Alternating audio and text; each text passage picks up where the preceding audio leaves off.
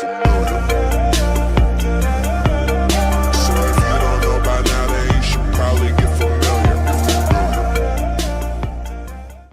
going on, everybody? Dan Unfiltered Wrestling. Wrestlemania, day 1? I've been waiting to say those words for years now.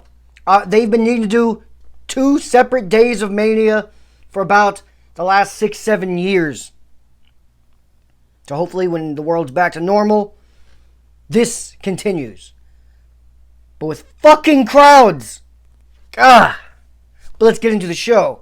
Screw the pre-show. Drew Gulak versus Cesaro. Who cares? Give me a who cares. Yeah, thank you very much. It started off with a, alright, let's talk about the intro. Kind of corny. Kind of cheesy. It was, but I didn't absolutely hate it. The production value was there. I just had some gripes. One, I hated the fake Jack Sparrow, Johnny Depp impersonator, but I give them credit. I hated it all up until the impersonator admitted it and said, Jack Sparrow impersonator. Then I was okay with it. Because so many times in WWE, Vince McMahon tries to pull one over on people and say, oh no, this is Diesel. This is Kevin Nash and Scott Hall. This is Razor Ramon. Even though they're in WCW and they're not in the company anymore. Do you guys remember that? 90s. Christ. They literally tried to pull that over. Like we wouldn't know that Kane, Glenn Jacobs, wasn't the exact same guy as Diesel. They acted like we wouldn't know that. It's bad. Let's not talk about bad. Let's get into some things that were pretty good. The intro itself, again, production value great.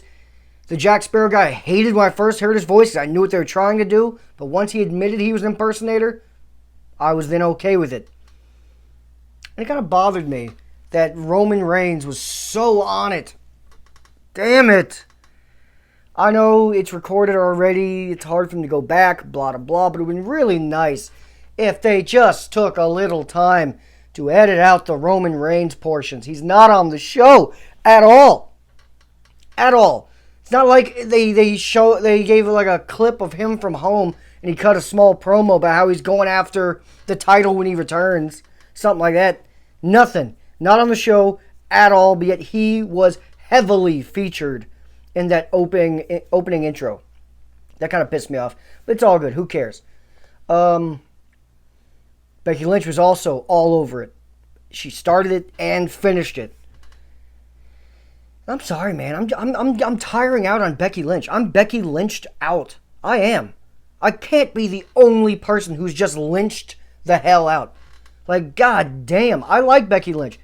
But I'm not a big fan of her in-ring work. She's stiff. Now, I mean stiff as in she hurts people. Not the wrestling term stiff. I just mean literally she moves like she has the joints of a 60-year-old woman. She doesn't move well. And her...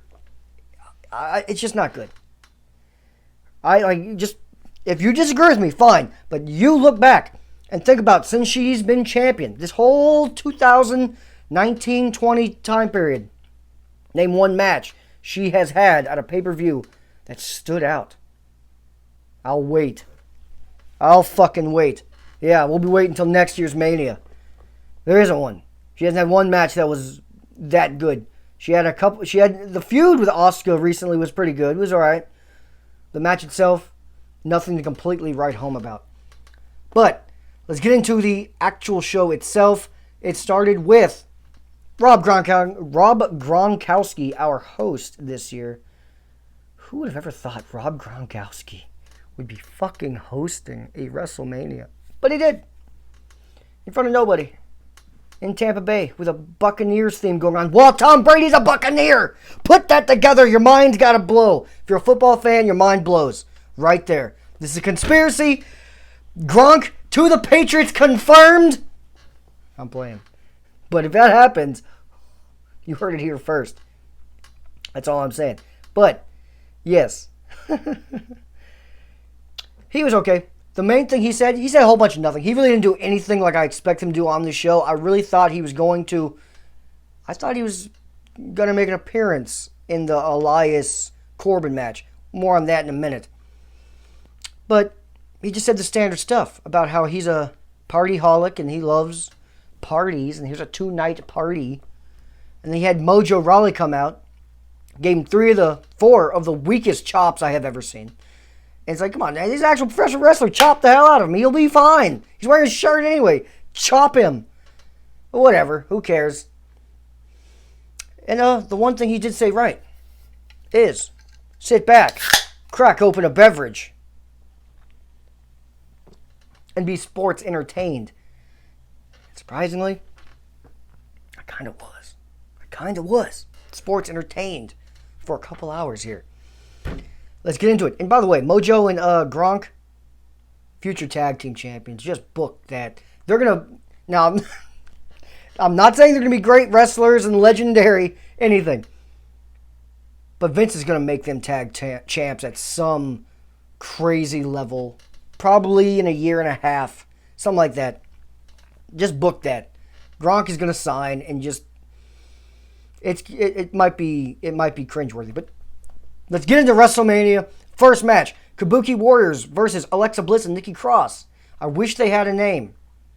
And I hope it's not something stupid like Bliss Cross Applesauce or something retarded, which easily could happen coming out of Vince McMahon. Who knows? We had the boss hug connection. Terrible. They one named Lita and Trish. What was it? Best buddies for business or best friends for business? Whatever. So yes, Bliss Cross Applesauce could happen. Buckle up for that one. Speaking of that, they won. Now again, I know everyone watching is probably like, okay, well, Dan, now it's your turn. Give me a who cares. I know, who cares? Who cares? No one has taken the women's tag titles seriously since they debuted. The writers especially. They're just like flipping them around to whoever. There's no actual long-term storytelling here with these titles. So it is a big who cares. The match itself was okay. Some of the women, you could tell they didn't feel quite right without a crowd there. It kind of hurt them. Alexa Bliss looked right at home. I don't know if it's because she's used to playing a heel and a face, like she's used to doing all that, so she's good with or without a crowd. She kind of was fine. But the other 3 did kind of have awkward, silent moments at times, and then like 2 loud moments at other times. It was kind of weird, but whatever. They won, which I personally didn't really like. I wanted to see the Kabuki Warriors kind of build on this. I get it. People are like, yay, finally Asuka and Kairi Sane can become singles competitors again. Stop. Don't get your hopes up. That's not going to happen. Vince doesn't give a shit about either one of them. So that's why I'd much rather them just be dominant tag champs. I'd be okay with them holding these for a whole nother year till next year's WrestleMania when we have a real team to beat them. And then let these titles feel good. Instead, they're just being tossed around. Who cares? I hate that. Really, they should have kept them for months. Like, more months. Until there's an actual team. Alexa Bliss and Nikki Cross. Yeah. You see the shoulder shrug? That's it. Give me a... Yeah, who cares? After that, speaking of who cares, we have the biggest who cares WrestleMania match I can remember in years. Elias versus Baron Corbin. Raise your hand if you give a shit about this match. If you give a single shit about this match, give me an oh hell yeah. Nothing? Yeah, that's why I thought. Nothing. No. Who cares? And then on SmackDown, they actually did a good job of getting them out of this boring situation with Baron Corbin kicking Elias off the little ledge. And then here, they teased it. Corbin came out and does what heels do and saying, hey, Elias isn't here. So ref, just count to 10, ring the bell. And then we always know Someone's going to come back. It's either going to be Elias or it will be some special person that will be inserted into the match instead. And good God, I was sitting here with both fingers crossed like, please, please, please, let this be Kurt Angle. Let him avenge his loss from last year in his last ever wrestling match. Let him beat King Corbin at WrestleMania 1 year later. The writing was there for it. The story was there for it. They did it. They did it for you. You took out Elias. We're waiting for someone's music to hit. Elias. His Elias just comes out. And they just do their match. I would have preferred even Rob goddamn Gronkowski versus King Corbin. At least that's a Mania moment. Right? At least that's a Mania moment. Elias Corbin, who cares? Like, yeah, I know, that's a theme. I'm gonna make shirts. Wrestling Unfiltered, who cares? Yeah, I'm getting that ready. Because good Lord, you're gonna hear that a lot.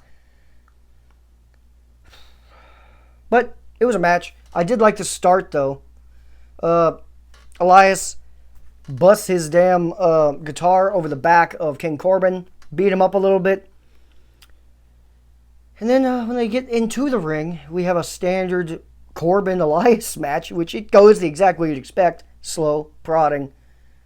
Not the most exciting. I think the crowd reaction you heard during that would have been exactly the same if there were 70,000 people watching. Yeah.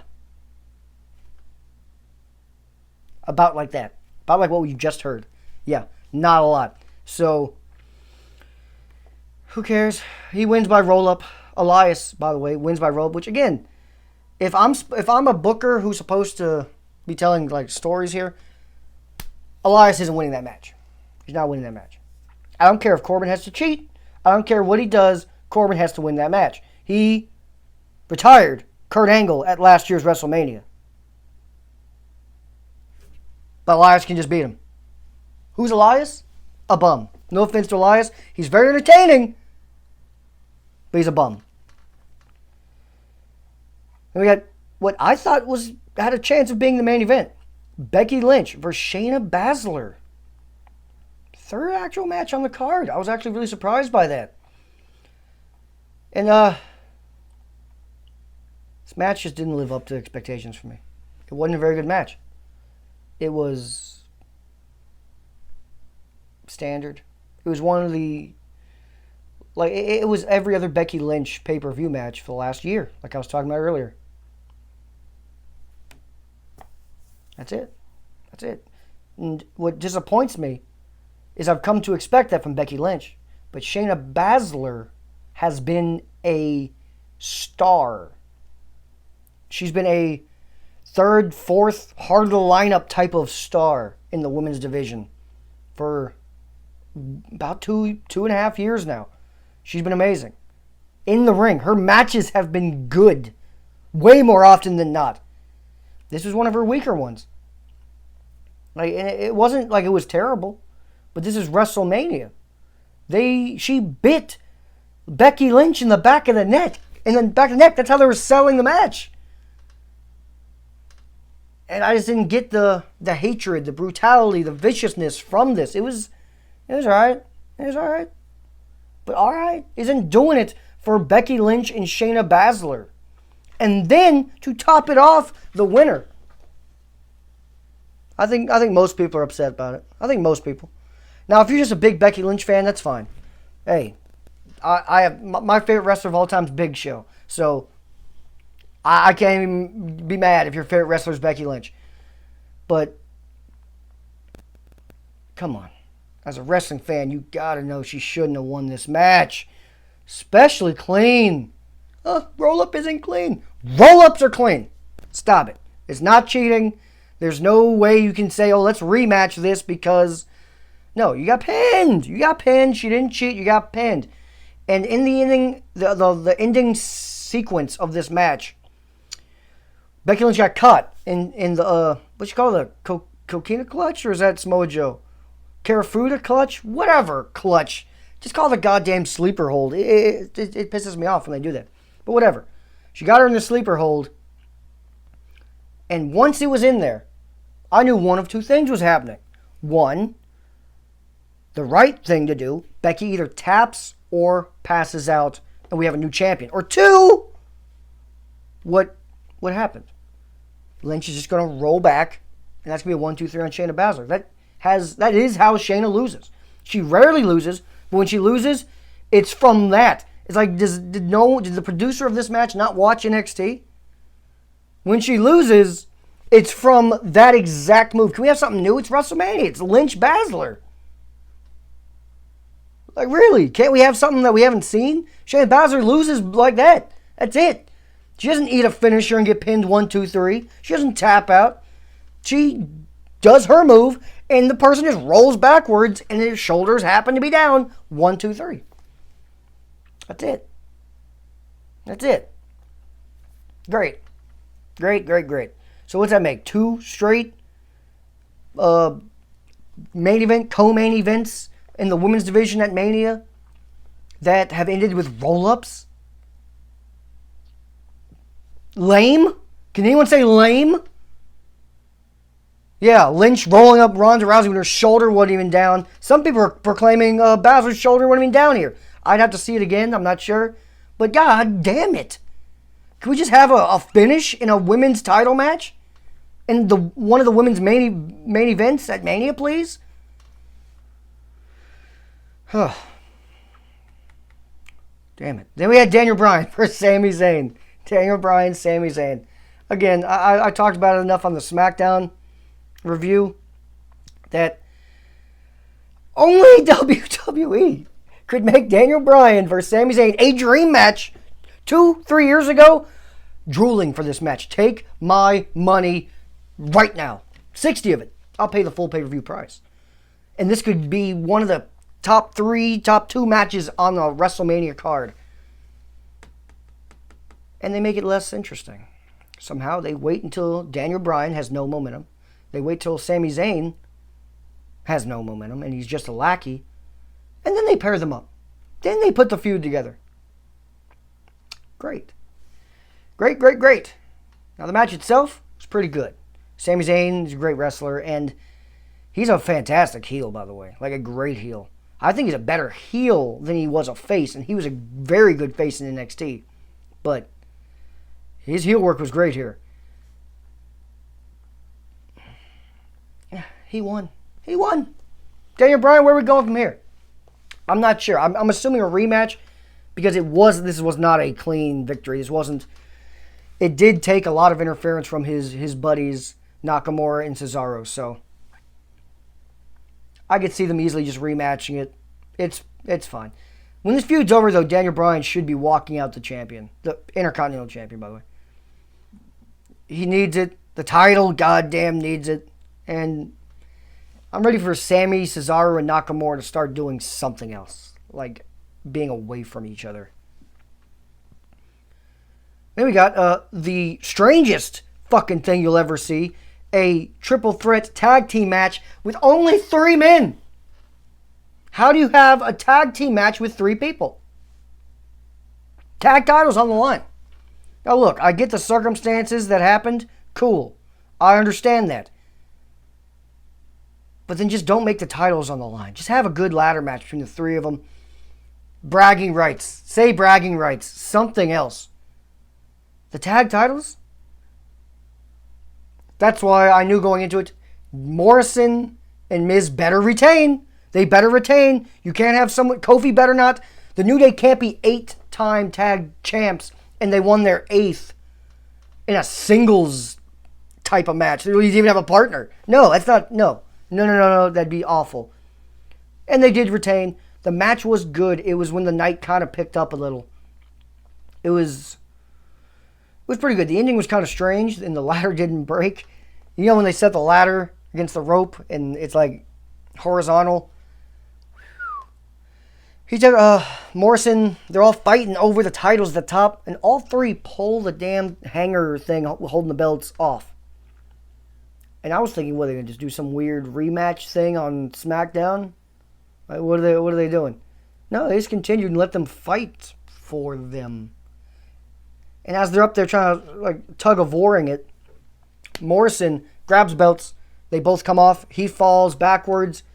Supposed to have gone through the ladder. It did not. And it looked like he ate it on that fall. That did not look pleasant whatsoever. But pretty cool to watch. I wouldn't want to do it, but pretty cool to watch. And it looked like for about 2-3 seconds he might have been kind of woozy. He wasn't moving correctly at first. But in the end he was fine. They retain in a pretty damn good ladder match for what it was. If there was a crowd there, it would have been way better. Ladder matches, they're electric. So it did hurt the match not having a crowd there. Not the most unique of ladder matches, but it was alright. It was pretty good. It's hard to have a bad ladder match. I'll just say that. So I was entertained. Then we had Kevin Owens versus Seth Rollins.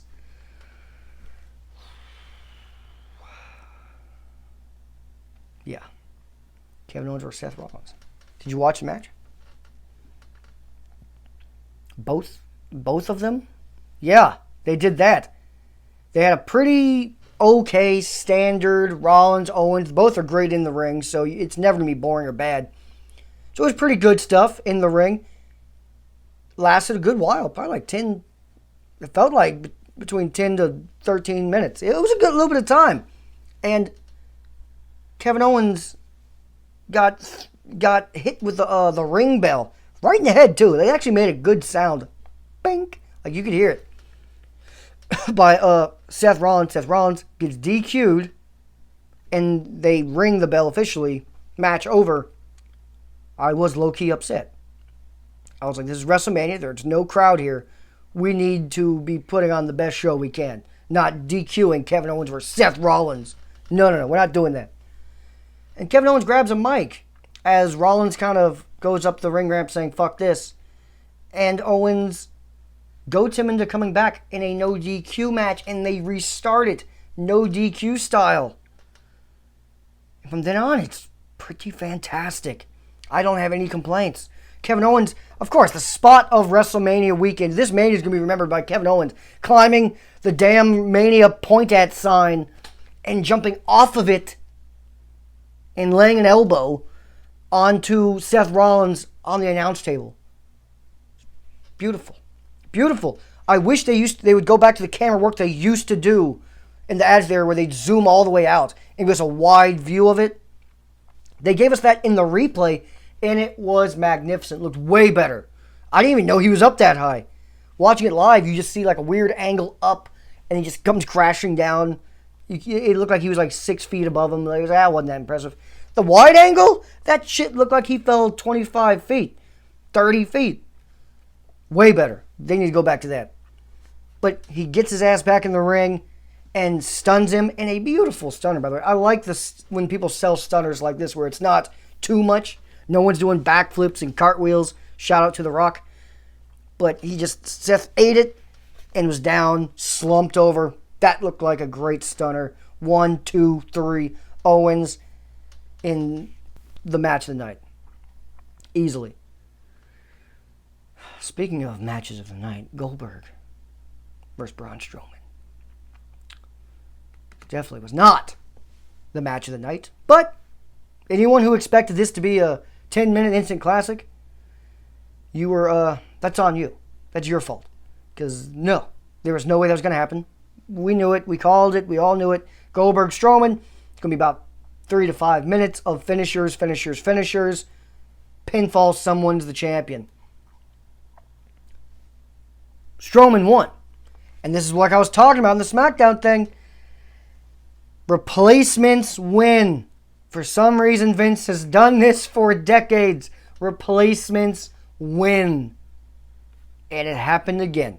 And I'm not mad at it. Frankly, I don't care too much. I do think Strowman winning here does hurt Drew McIntyre tomorrow, though. On Sunday. Because they do want one champion to be around right now to help their ratings out. And you don't want Goldberg and Brock both being champion for too long. Because if they're both your two champions, you're not going to see the champions very often. Now we have a champion that can be here all the time. Braun Strowman. that does hurt Drew McIntyre's odds. Just putting that out there. Match itself was okay. Standard. It was nowhere near. I was hoping it would be kind of like Goldberg versus Brock 3 a couple years ago at Mania, where Brock got the title back from Goldberg. No, this was nowhere near that exciting. It was nowhere near that electric, impressive, any of that. Nothing. It was okay. And Goldberg looked really old without a crowd. I'll tell you that right now. Without a crowd, goddamn, he looks old. Like, he doesn't have that electricity flowing through him. Main event, The Undertaker versus AJ Styles. Boneyard match. Which the rumors were, and they were correct, is basically a buried alive match. Vince just didn't want to use that term right now. So, in a boneyard match, and good lord, was this overproduced. Like, fuck. I mean, it was a movie. It wasn't a match. It was not even called a boneyard match. It was the boneyard movie starring The Undertaker and AJ Styles and co-starring the OC. That's it. That is it. I hated the punch sounds. Those sucked. Those were trash. Look like a goddamn sound like a PS2 video game. No. No, they didn't need to do that. The credit I will give them is because of the editing, and Undertaker didn't have to do like actual athletic things in the match. He looked great. He looked like a young man again. He was moving well. At the end of the match, he didn't look beat up or broken. He didn't look tired. And of course, it's because it was a movie shoot. He just got to be an actor. So, he looked good in it. And yes, he was the American Badass. Fine. Again, who cares? AJ lost. And AJ, man, I've never seen someone turn heel and have such a different win-loss record than when they were a face. Like, when he's a face, AJ Styles is a top guy. He rarely ever loses. When he's a heel, he rarely ever fucking wins. And he damn sure doesn't win clean. He just eats losses. I'm okay with him losing this, because I don't want 3, 4, 5 losses on Undertaker's resume at Mania. I don't want that. So I'm okay with him, Undertaker, winning. But there was a moment where Undertaker falls into the grave, whatever, to get buried. And AJ Styles goes up and goes to dump the dirt to finish the match. And Undertaker pops up from behind him, thanks editing. And I was hoping that was going to be the dead man version. Like, coming back as like the biker Undertaker's in the ground. But the soul, the dead man, the Reaper, rises behind AJ. And then, of course, wins the match. That would have been sweet. It's dead. No, it's just a biker. How the hell did you get out of there? But do you have powers now?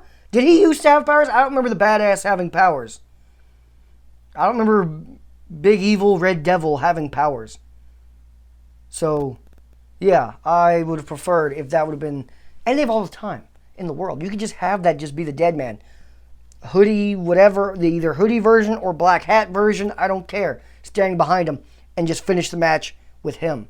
No talking, just Michael Myers, dead man, whooping his ass and slowly chasing him down into a corner until he wins. Instead, no, they're just fine all of a sudden. The badass version, just fine, still talking with a southern drawl, punching him and beating him up. Like, well, how the hell are you still standing? I thought you were a guy with this gimmick. I don't know.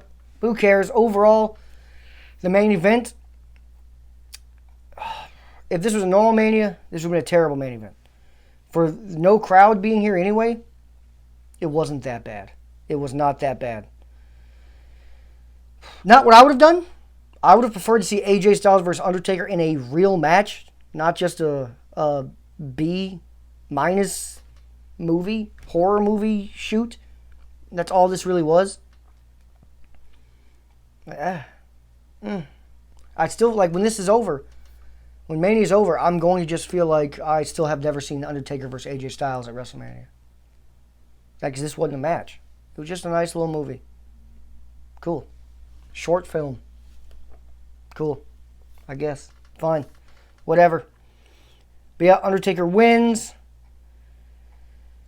Overall, the show, I will say, was better than I expected it to be. I thought it was going to be awkward the whole way through with nothing memorable coming out of it. Instead, Kevin Owens, Seth Rollins was quite memorable. I'm actually about to rewatch it. It was pretty damn good. Would have been way better in front of a crowd, though. That place would have been pumped for that match in front of a crowd. Goldberg, Strowman, let down. Becky Lynch, Shayna Baszler, let down. And the main event, I won't even call it a letdown, because I knew it was going to be something like the Ultimate Deletion, and that's not really my cup of tea, but it is a lot of people's, and I didn't hate it. I was entertained by it. I just wish I could have seen Undertaker versus AJ in an actual wrestling match, because I like wrestling at Wrestlemania. Sue me. I give WrestleMania Night 1 a C. You guys didn't fail. How about that? They didn't fail. I was entertained. I was okay with it. Some of the booking decisions pissed me off. Yeah. Yeah, you may have just ruined Shayna Baszler. Yeah, it's true. AJ is eating another loss. Cool. Fine. Goldberg beat Bray Wyatt just so Strowman could get the belts? Oh, that's fine. Fine. Fine. Whatever. I'll just give it a C. And it gets that because it wasn't utterly boring and it wasn't 7 hours of no crowd reaction. It was only 3 hours, so it did low-key kind of fly by to the best of its ability. And let me know down below what you guys graded this, what you guys think of the show. Feel free to comment. No one be scared to comment down below. I like to talk wrestling. Let me know what you guys think. And if you know other people who like to talk wrestling, tell them about the channel to subscribe to the channel. Hit the like button, by the way.